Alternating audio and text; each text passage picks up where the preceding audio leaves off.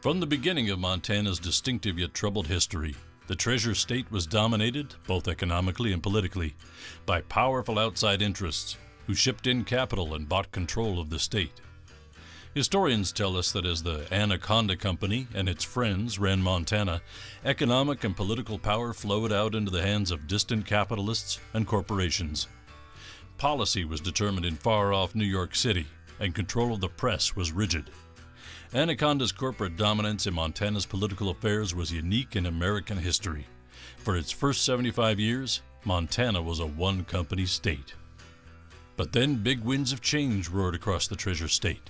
Between 1965 and 1980, Montanans ripped off their copper collar, transforming Montana from a corporate colony into a free, modern state.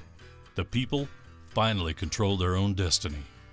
The pitched battle between the people and the established power structure was not easily won, but fired in a crucible of change. A new Montana was born. Join Evan Barrett and real history makers of the time as they shine a light on this remarkable era. Welcome back to In the Crucible of Change. We've got a very exciting program today. We're going to take a look at the emergence of the women's movement in Montana in the 1970s. As you know, we're addressing this as a period of progressive change in Montana, and nothing more exemplifies both the challenge and the change than what happened with the women's movement in Montana. Our history is very interesting in that regard, and we're going to look into that a little bit. If you think about the fact that we in 1914, 100 years ago, women were given the right to vote in Montana before it was provided legally under the Constitution of the United States. So we were ahead of the curve. 2 years thereafter, we elected Jeanette Rankin as the first woman member of Congress. Those signature accomplishments in the early part of the 20th century were followed by a period where economically the copper collar was tightened around Montana, but sociologically progress was not greatly being shown. And so as we reached the 70s, there were some really great challenges but great opportunities.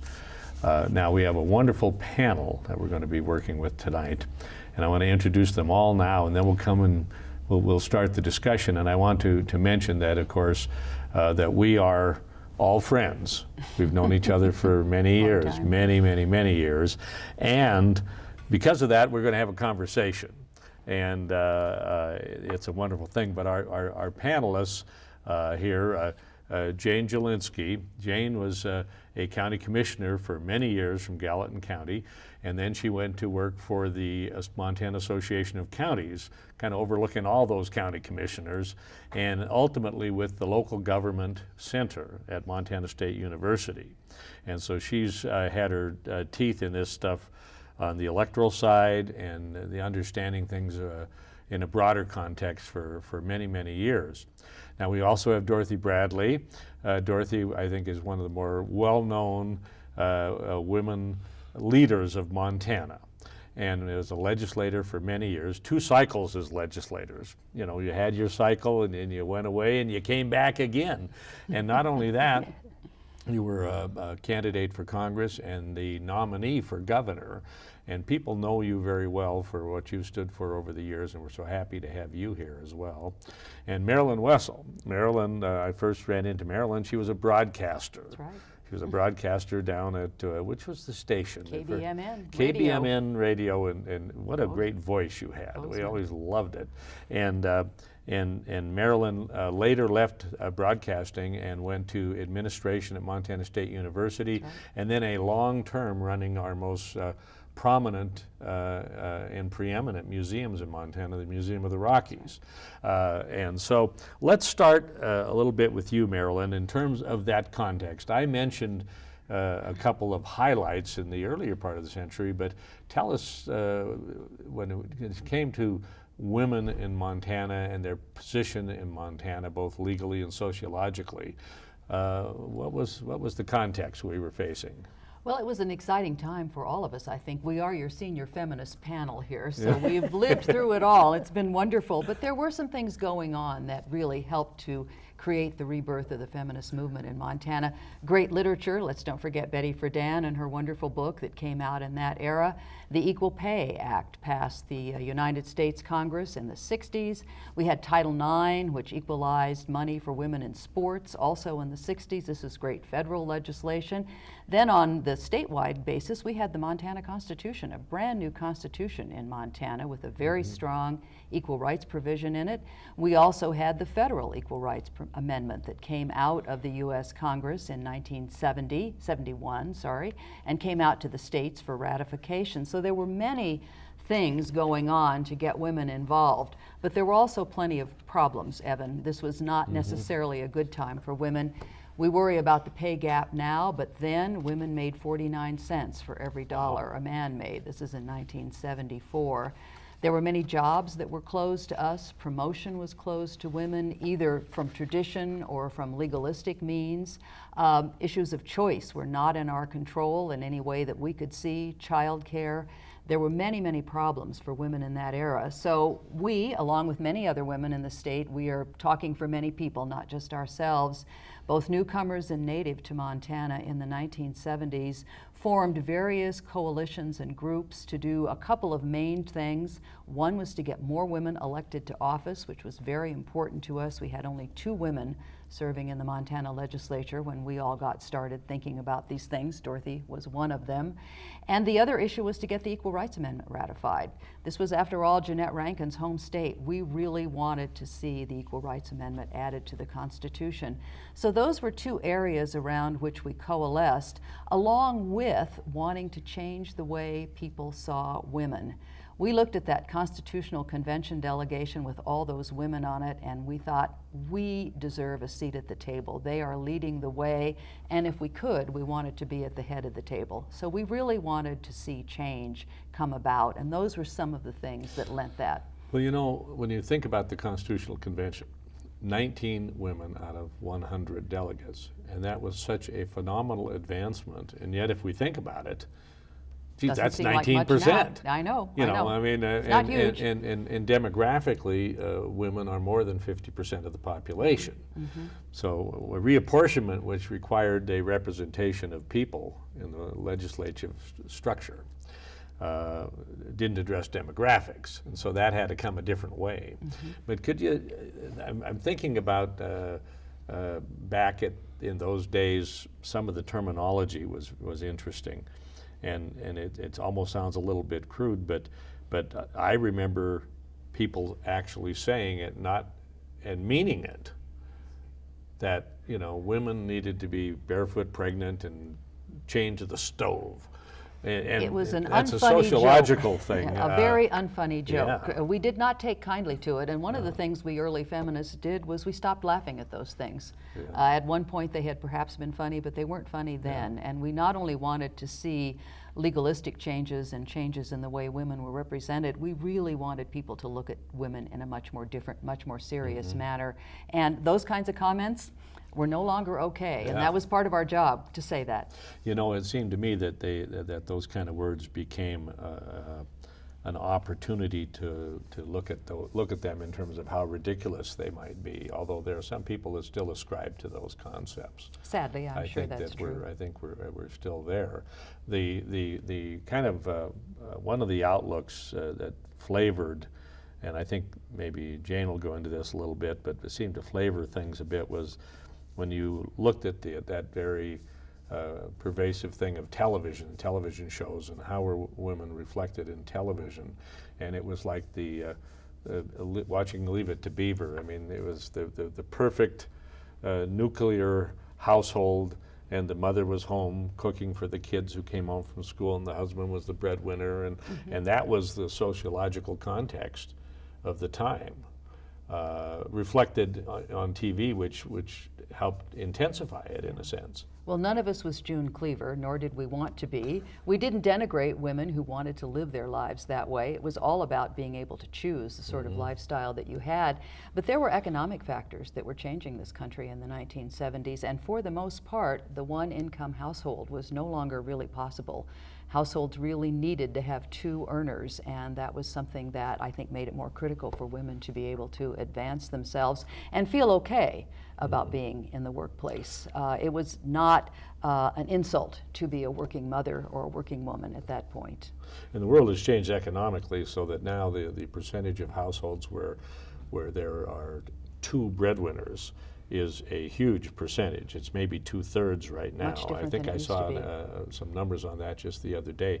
Ironically, of course, with the diminishment of the buying power of the middle class, that 2/3 with two household checks isn't doing modern American families that much good. That also brought up the issue of childcare for us. That was another one of the things that we all noticed and worked with and dealt with and struggled with when we were young women in the 70s.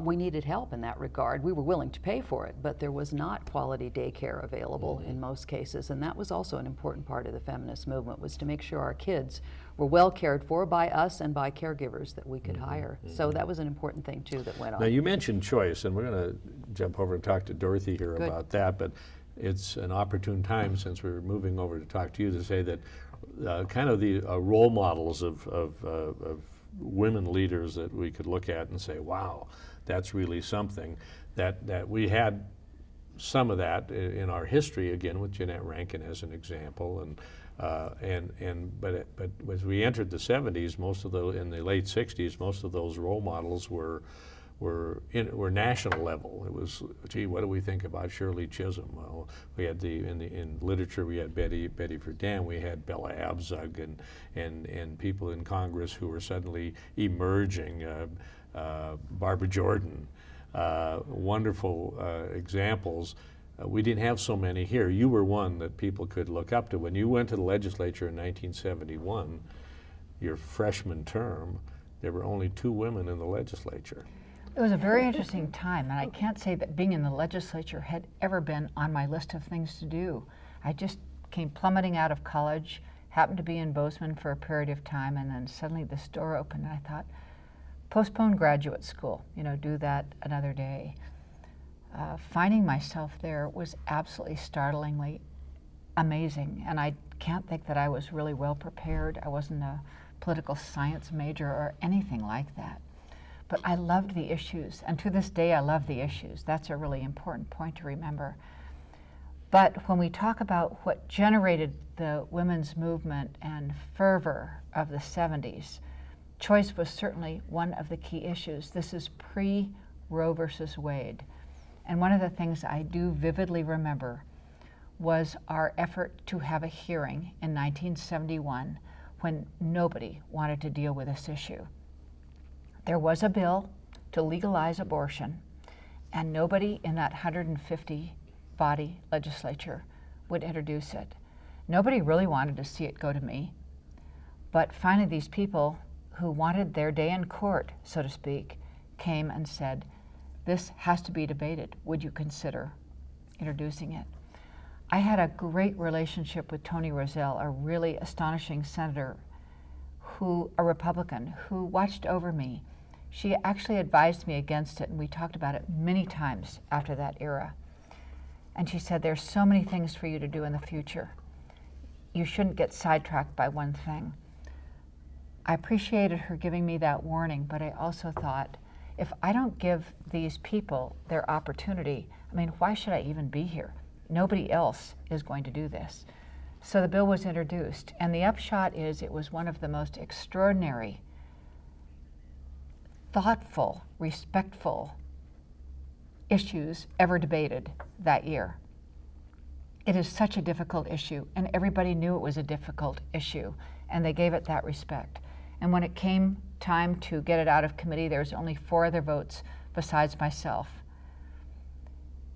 And I learned several things from that. One I learned, of course, is thank goodness for the Supreme Court of the United States, which passed Roe versus Wade, because we still might be back there then considering our vote.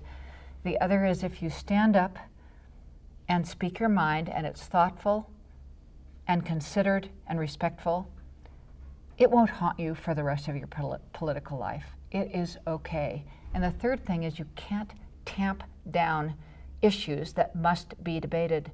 That was an issue of the day.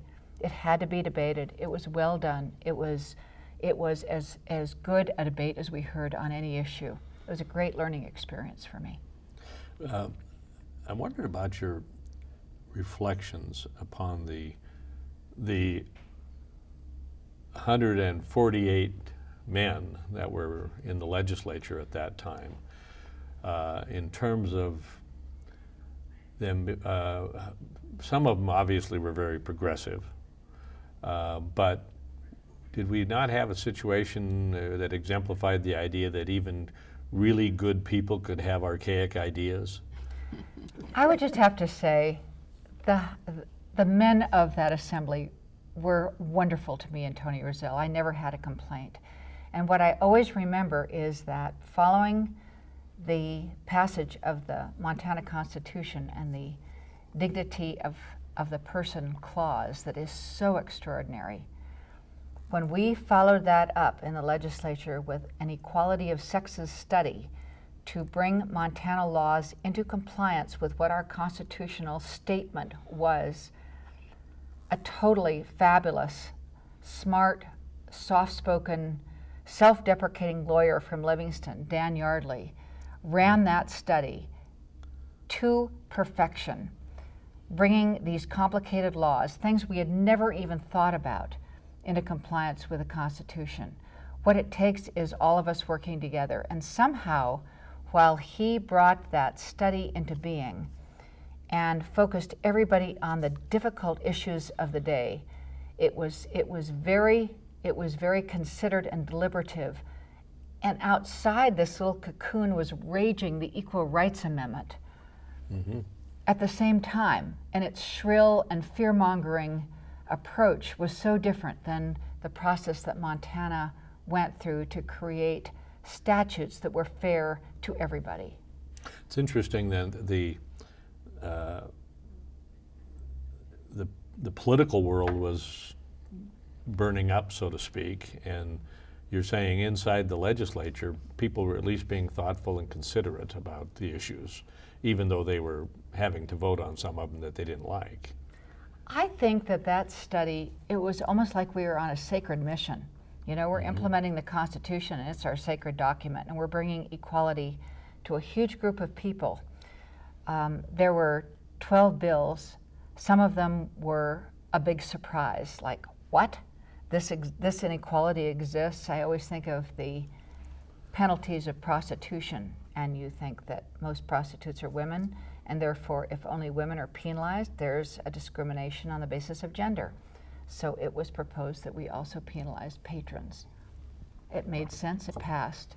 There was a group of bills that were very expansive in broadening rights to everybody. For example, I thought the best of that was the access to fair credit. Credit was not to go to little details about your marital status or your gender or anything else. It was to be based on collateral, character, and credit ratings. And I had people thank me afterward who were totally unexpected. It just didn't expand rights to women or unmarried women. It expanded rights to everybody. And then there was, of course, a huge slew of domestic kinds of legislation. However, what I most remember then is that they extended rights and respect to the spouse in the home. And that was to be a respected part of a marriage. And when a marriage was to be broken up, the property was to be understood to consider the consideration of the work in the household. It brought sort of a new kind of thinking. So the community property laws gave some kind of respect for the not just the money, not just the earnings outside the home, but that's correct. Yeah. Now, not just the breadwinner, but the person who's in the home, whoever it may be, raising the children, making the household work. It was respected as part of the equation. I remember when the bill on prostitution Yeah, but did Pat Regan carry that bill? She carried the Fair Credit Act. Excellent guess. She could have carried I that. always thought she might have. I kind of remembered it that way, but she was very vociferous about it. And I remember the hallway talk among the lobbyists, which was kind of both, in one sense, respectful, and there was opportunity for some humor in it too. But effectively, the story was the Johns could be nailed as well as the prostitutes, and that seemed like the epitome of equality. You know? It really brought it to a whole new perspective. And you know, one of the other funny ones, which is the one I carried because I thought it would be the least controversial, was that barbers at that time were allowed to cut women's hair, but beauty salons were not allowed to cut men's hair. I thought that was a no-brainer. And it didn't pass. And if you think about it, oh yeah, there's most of the people serving in these two houses are men, and they all have barbers, and it gave quite a huge amount of strength to the barbers in the community. It was fixed later, but it was the one that didn't pass. Well, and you know, going back to, we had a previous program on executive reorganization, and one of the things that when I was on that staff, and the first study I had to do of governmental structure, and I was right out of graduate school, and 1 year of teaching, I ended up doing that, was to study the occupational licensing boards. And of course, one of those, and the most outrageous one, was the barbers, who said, if you got to have 20 departments, one of them ought to be the barbers board, because, and with one staff person. But it did speak to the issue that they were very protective.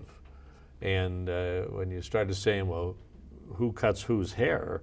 Gee, you're now getting into our bailiwick, and a long time ago I discovered that the smaller one's area of authority is, the more jealously they guard it. Well, and they were guarding it, I'll tell you. We all like franchises. Yeah, yeah. Now let me ask you. What I would remember always about that effort is when you get down into extending equal rights, you discover there's all kinds of people besides yourself that face discrimination. Yeah. And when you deal with equal rights, you expand it for everybody. And it's important to note, and we've dealt with this a lot in the early feminist movement in the 70s, rights are not finite. Just because women are trying to advance their rights does not mean that men will have fewer rights. Yeah. It's not like we have 100 rights, and if I get 60, then you're going to have fewer. The rights are there to be enjoyed by all. It's just a matter of making sure that socially and legislatively we can actually do what we need to do. And we still hear that concern today from young women. If I'm a feminist, does that mean that I don't want rights for men, or that I want fewer rights for men? So that battle was a big one then, and I think it remains an issue for some women today. I think the word synergy would work on in terms of rights, that when you put them together, they're more than the sum of the parts. The sum of the parts, that's a very good way to put it. And so I wanted to ask you about one that got really hot in the legislature was unisex insurance. Yeah, that was huge. That got to be pretty hot, and I don't know why. It seemed not to discriminate against women in terms of getting insurance. Well, everybody dragged their actuarial tables out, you know, and they can get very complicated. And I would just sum it up to say, I think Montana took a very brave step, eventually passed it. You can't, in certain circumstances, make divisions based on sex. It doesn't work. Mm-hmm.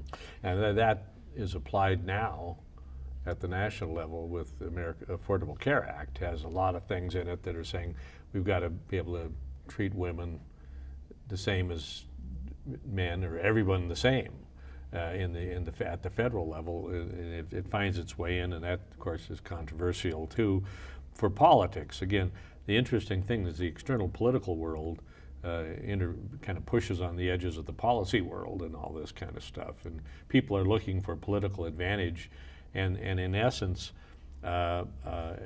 inflaming people and using fear to inflame people politically to get votes often gets in the way of rational political or policy discussion. We see it today, and I'm sure it was prevalent at that time as well. Very much so, yeah. And we shouldn't let the discussion go by without noting how these constitutional delegates so totally expanded no discrimination in the state, because it wasn't just a matter of who you could not discriminate against. It was a matter of who is not allowed to discriminate against them. And this was so foresighted. I think to this day it is a model in the rest of the country, because it's not just the state and a public body that may not discriminate. It is a private person, it is a business, it's an institution. It is a matter of law, of constitutional law, that you do not discriminate. It was so expansive. I just think it was remarkable for its day.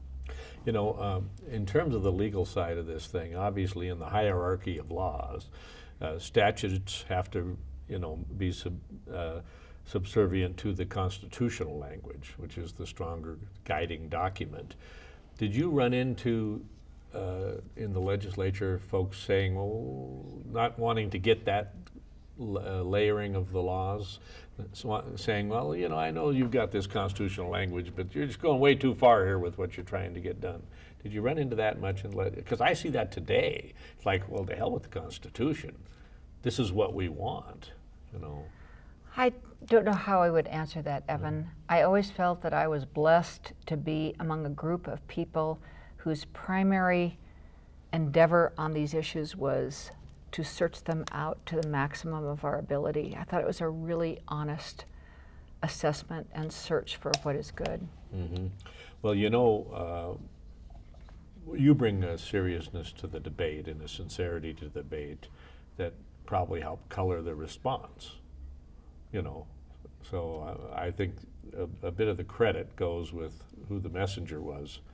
The message may have been a little uncomfortable for some of those folks, but you as the messenger, I think, carried the day a lot of the ways. I just never would want to take away from the chairman, Dan Yardley, because he was remarkable. Yeah, he was a terrific guy, wasn't he? Now, you know, I want to mention this, and then we'll bridge off into local government here. But the leadership of the number of women in the legislature, and speak to that constitutional thing when we had 19 constitutional delegates who were women. And then we'd only had 2 women, right. you know, in the legislature prior to that, with you and Tony Roselle, at least in '71. Now, by the way, in '69 there were 3, I think it was, or '67. So it wasn't always 2, but the numbers that we came up with was that in 1965 there were 3 women legislators. In '67 there were 3. In '69 Tony was the only one. Tony Roselle was the only one. Then you joined, and there were 2 in 1971. And then right late in the middle of that was 19 members of the Constitutional Convention. And then it exploded, and suddenly in '73 there were 9, and in '75 there were 14, and in '77 there were 14, and in '79 there were 15. Now those still aren't good enough numbers, but they were a huge improvement on 2 and 3. Which were where we were. Well, that was a big improvement, but today we're still sitting at 28% of women members of the Montana legislature, 28%. And that's roughly 32 or 33 women, something like that. I don't have the exact number. So while that's much bigger than 2, or sticking around that 1% level, it tells you very clearly that we have a long ways to go to get more women in office, and that was one of the chief issues that we all worked on, was to get more women elected, not just at the legislative level, but also at the local government level, city commission. We made progress, but we haven't gone We're far not enough. finished. Yeah. We are not finished. Yeah. We still have a lot of work to do. It's still hard for women to run campaigns. It's hard for them to raise money, and it's not easy for them to get elected either. So we've made progress, but we still have issues I ahead of happen us. to be a believer that having this large majority of men in public office has not necessarily solved all the problems of America or Montana. Well, we'd like our shot. Can we say that? Can we say that? We would like our shot. Now, from a local government perspective, you were a real pathfinder in a sense. You were elected to the county commission. Now, if I can think of a place where women would be probably totally unwelcome, it would be the county commission in every county. Tell us about your efforts starting there, and then where All right. Well, I was appointed by Judge Gary to fill a vacancy on the county commission in 1984, and there was an uproar when we were being considered, that a group of leaders in the community, farmers and ranchers mostly, were quoted in the newspaper as saying, this is no job for a woman. and women don't know anything about heavy equipment, and that we wanted a farmer and a rancher and a man. And it was a huge controversy, and it went on to the point where the district court judges, who back in those days had the authority to make the appointment, that's changed since, met with a friend of theirs who was their age, who was a member of their country club, and secretly met with him and decided that they would appoint him till the next general election. And all hell broke loose. And it was women who were furious that this was going on. The secret got out, and they burned up the phone lines to the judges, telling them that not only I, but the other potential candidate, Kenny Bottomley, had received the endorsement of the Central Committee and recommending either of us would be very appropriately to be appointed. And it went on for weeks. And finally, Judge Gary relented. And he said, we did it in secret, we didn't follow the open meetings laws, and we were wrong. And he decided that he would appoint me. And Judge Olson deferred to the senior judge. And so I was appointed in 1984 in the spring and had to run in November to win the last 2 years of that term. And back then, women, there were 13 female county commissioners in the state and 172 male county commissioners. You're right, it was the absolute last bastion of male-dominant environment, politics. That was we represented 7%. And in 85 now, I checked, of 2014, of the 131 total county commissioners, 98 are male and 33 are female. So we've increased our representation to 25%. But when you think, wow, that's a huge change. That was 29 years, and women have increased their representation as county commissioners 0.5% per year for 29 years. So there's still work to be done. Progress is tough sometimes, Oh but my. you look at it and think, well, on pure numbers, this is a job that's not done, and we really, as a society, need to, stay with it. But there are forces that still don't like the idea. Oh my. We had commissioners in Judith Basin County, very elderly gentleman who swore when Barbara Skelton was running for county commissioner that if she was elected, he would leave. He would not work with a woman. And so the day after the election, she just strolled right in and said, okay, Arnie, I'm here, take it or leave it.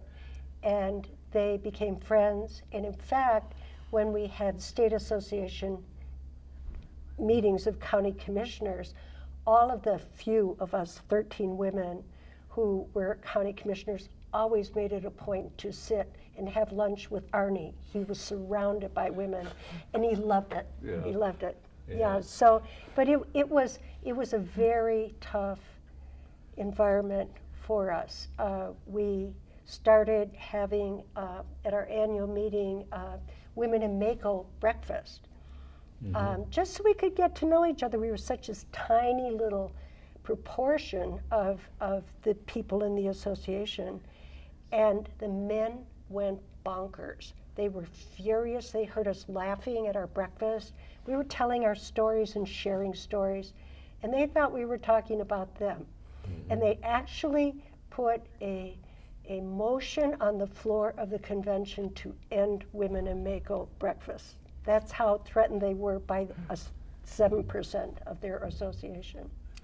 Now, when we look at this thing, we're looking forward to the current time. Yes. And part of the context of this series, by the way, is that we made a lot of progressive change in the 1970s. And one of the challenges is not to slide back And in the case of women in the public arena, we still haven't gotten there. So that's part of the larger context of what we always want to talk about. Would you say that now at the county commission level, is the problem now with the commissioners who are male as opposed to female, or is it with the electorate? I mean, Perhaps both. It has changed. Since that time, MACO, the Montana Association of Counties, elected the first female president of the association, the elegant Hill County Commissioner Toni Hagener. Who was a guest on one of our programs here, by the way. Yes, and she was such a wonderful example of excellence. And she was followed by Anne Mary Dusso was elected president, and I was elected president in '94. And subsequently, there are a lot more women in leadership in the state association. So there's been tremendous progress on that end. I think in terms of the electorate, I think the gender is less a detriment than it was. But the other issue is there are so few women willing to run. And I see that as a problem, not only in county government, but in state and federal government as well. They have not gotten the financial support. There's all sorts of data about reluctance to fund women's campaigns, except for Emily's List. Mm-hmm. And women are just see that this is too tough a hill to climb, I think, in many cases, and have difficulty getting people assuming that they should be leaders. Mm-hmm. Mm-hmm. And yet, having a seat at the table is critical. Right. You know, that really is one of the most important parts of the feminist movement. And congratulations to Jane and Dorothy for being willing to do that. But young women coming up have got to be thinking about these things. I think about that, you know? and I always say that, you know, the only people say, well, why didn't you run for office? I always said the only thing I ever wanted to run for was cover. but well, there is that. But the reality is, it takes something to have the guts to put yourself out in the public arena, expose yourself to an up or down vote, and then have to go through what you have to go through.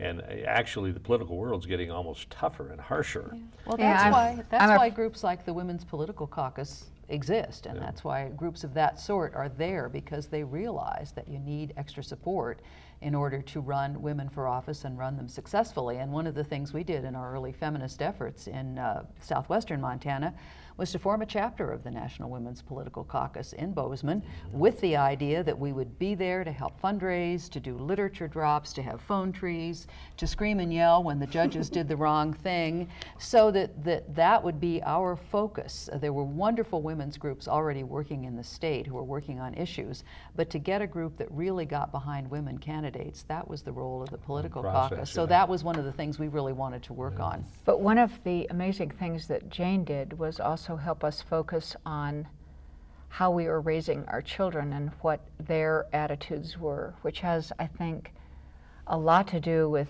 how you perceive yourself fitting into the big mix when you're an adult. Mm-hmm. And the work that she did in that regard was absolutely startling and eye-opening to most of us. This is before she was a county commissioner, well, right? Before. That's when she had little kids at home. Yeah. Right. Yeah. So shall we hearken back to some of that? Yeah, it's very interesting. I think it's important because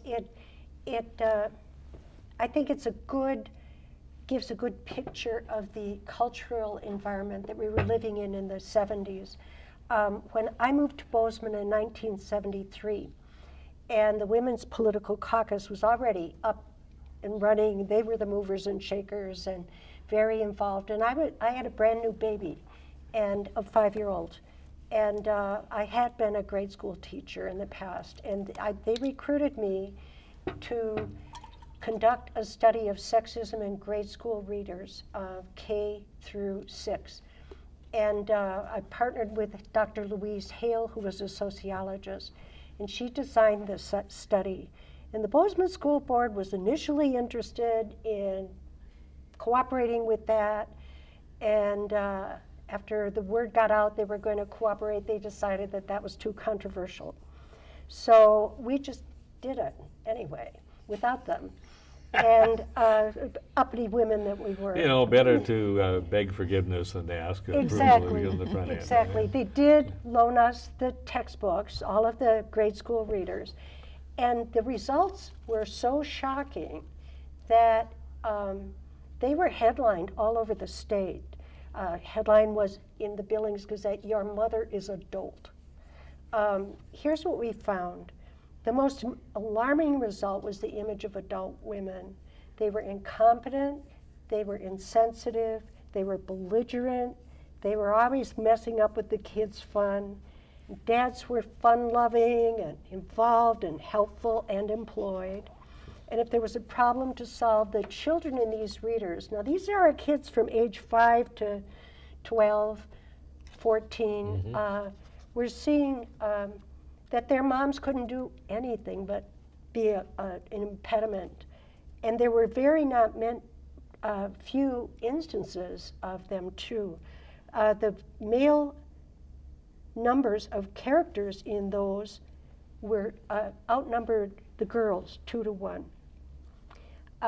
The boys were depicted as stronger and smarter than their mothers and all the other female characters. And of the main characters of children, 75.5% were males and 24.5% were females. 3 to 1, so Yeah. that's certainly out of Yeah, proportion. and the illustrations were so bizarre too, because you know that from age 5 to 12, you know that the girls are taller and bigger than you, right? My 6.5-year-old granddaughter, I look at her every day and see how she towers over all the boys. Exactly. You know, yeah. Exactly. But in the illustrations, the boys are taller. And so that brings up an issue too, that sexism and this kind of false representation of ability and even physical appearance is a detriment to males as well as females. That a little boy sees all of these powerful, smart, active, big guys, and he's a little bitty weeny guy, that reflects very badly for them. And here was one of the most astonishing things. Aside from in one of the books, there were 352 consecutive pages in which there was not one significant female character. What does that tell our kids? Another reader contains 172 consecutive pages without a single significant female. And in the entire text of another reader, only one story had female children as main characters. For 279 pages, there's no female of importance. So that's what it was like then.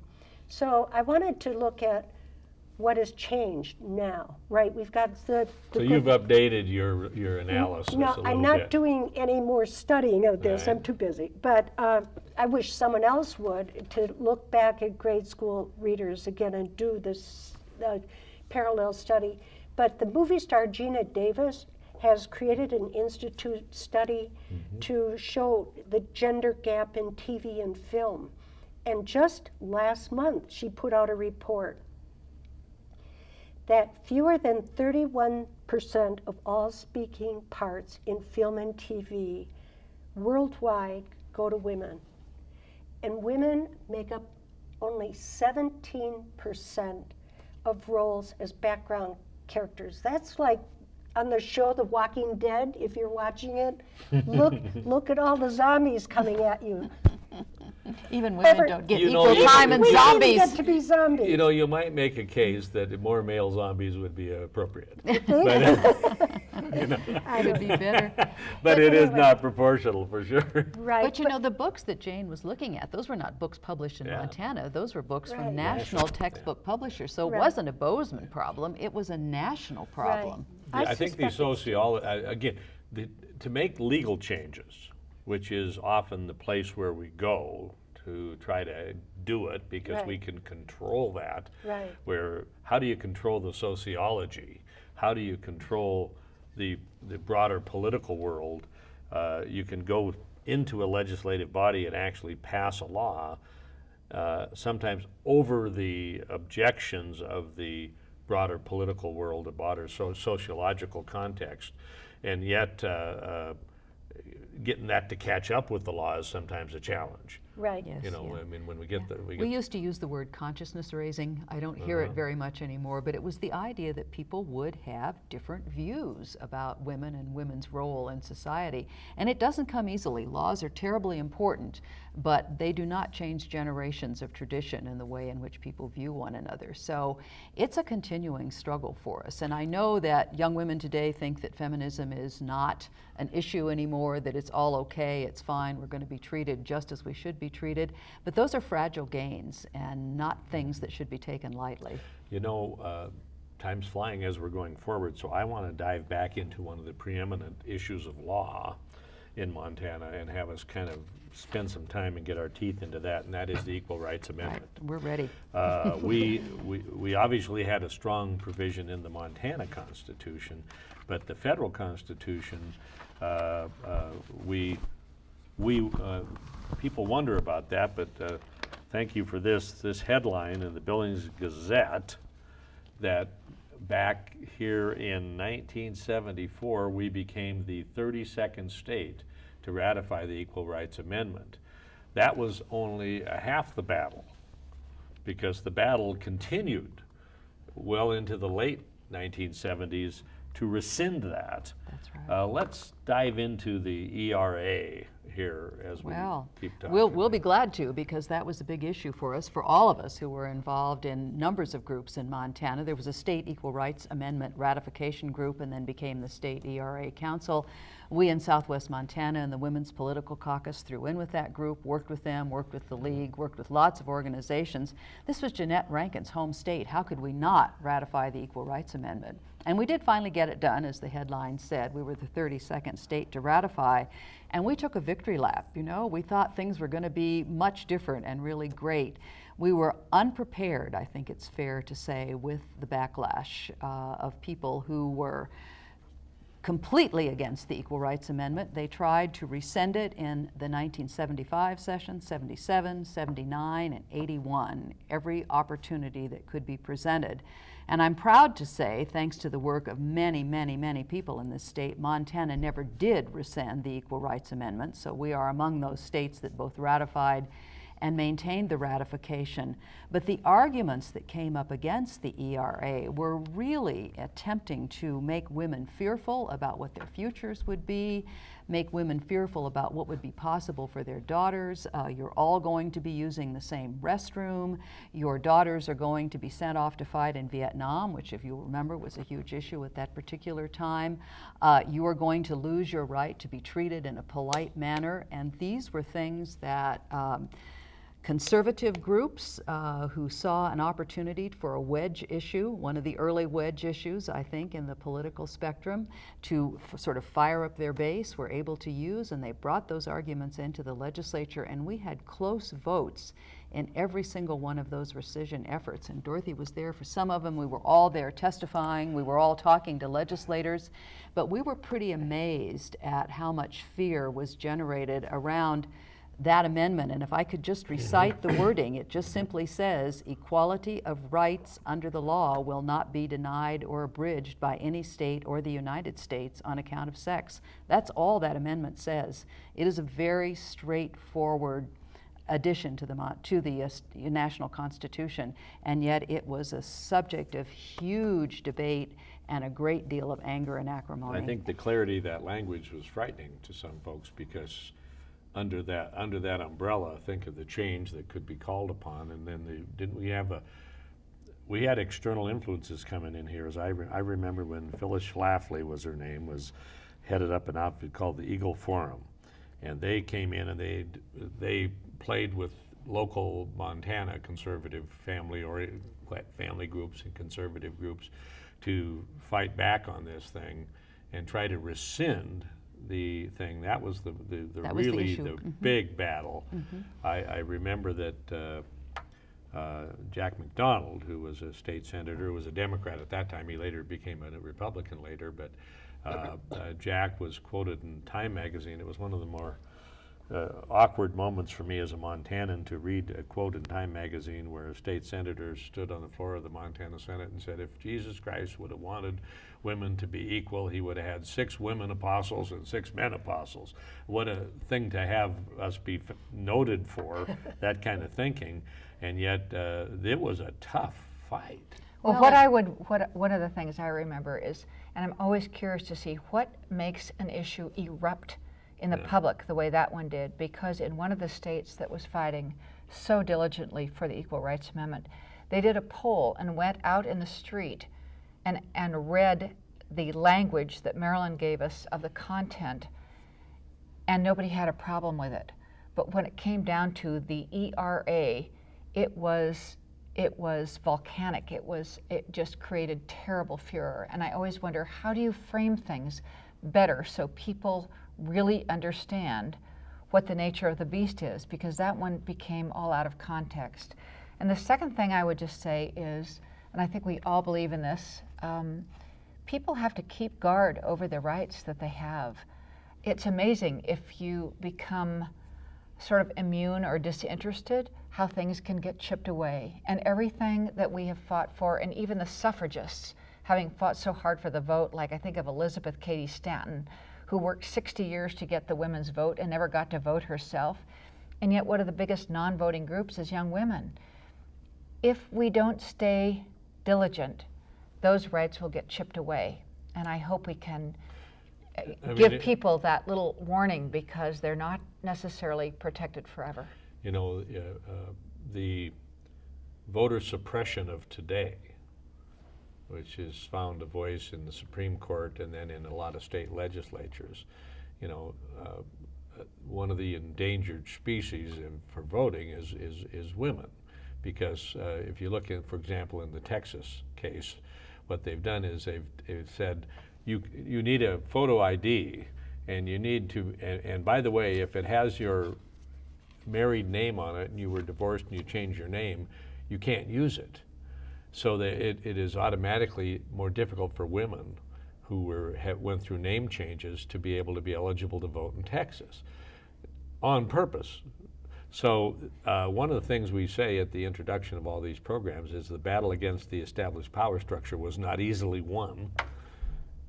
And then we also look at it and say, we don't want to be sliding back. How do we retain what we have? And that is exactly what you're talking about. And then the ERA, while we didn't get it added to the Constitution, the time limit, even though it was extended, ran out, and it is no longer a big debate, it is still an issue. It's still a very important issue. It's introduced every year into the Congress. There are many people who feel that we will ultimately get an Equal Rights Amendment added to the Constitution. There are ways in which that could be done, some more desirable than others, but we still need that constitutional protection. Women, I think, really do need that constitutional protection because of the backsliding that you're mentioning. And we always felt that we had great protections here in Montana because of our Montana Constitution, but we don't all live in Montana, and there are many states who have many fewer protections. So a federal Equal Rights Amendment is still critical, and it is a great cause for women to take up once again.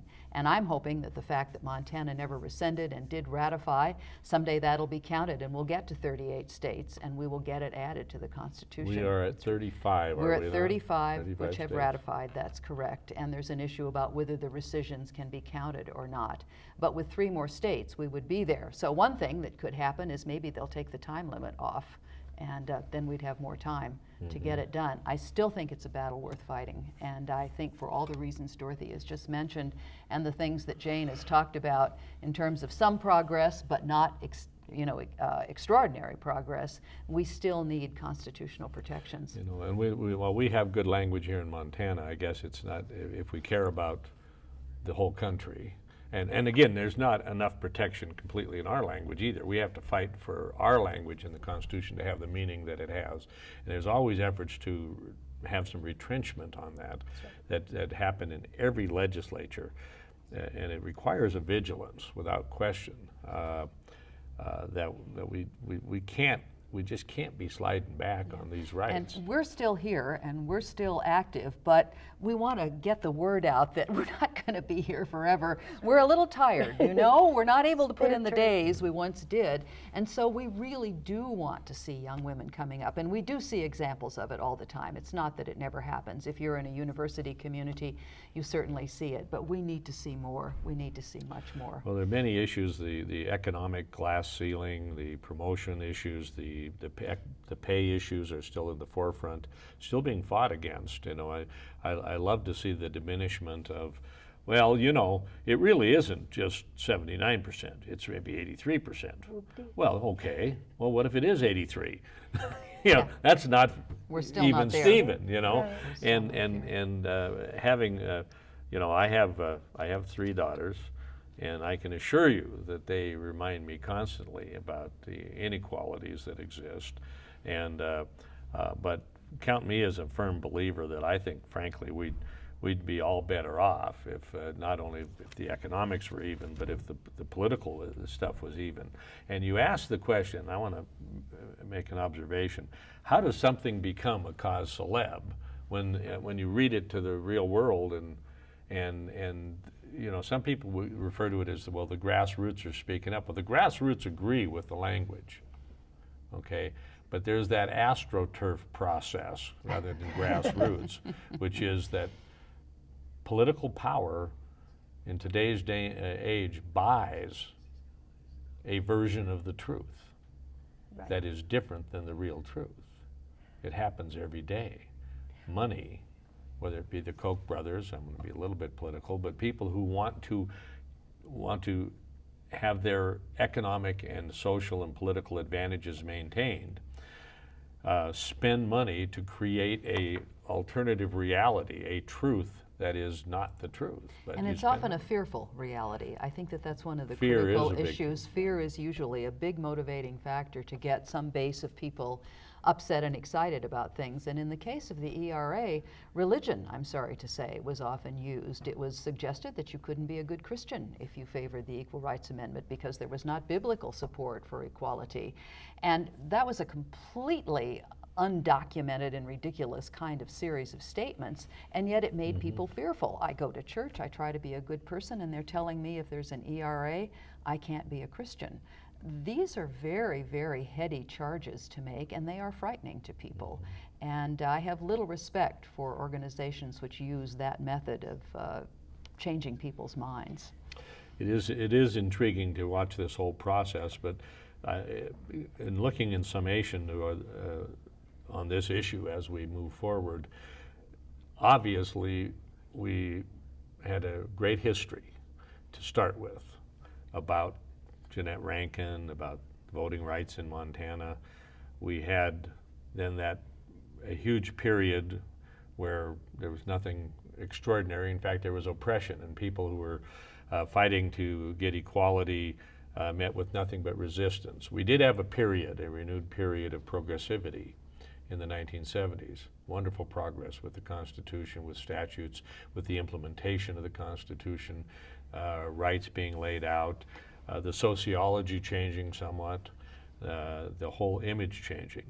But we are still constantly challenged to pull back from that. I mean, I think it's fair to say that's kind of where we stand.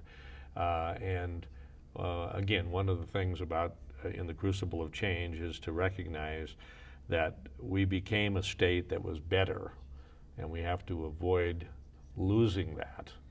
We have to avoid the sliding back. Well, thank you. We reached the end of a fast hour. Thank you. And this is all such fascinating material, and you are extraordinary panelists and extraordinary Montanans. And I want to tell you how much we appreciate having each and every one of you here on in the Crucible of Change. We'll look forward to seeing you on the next program.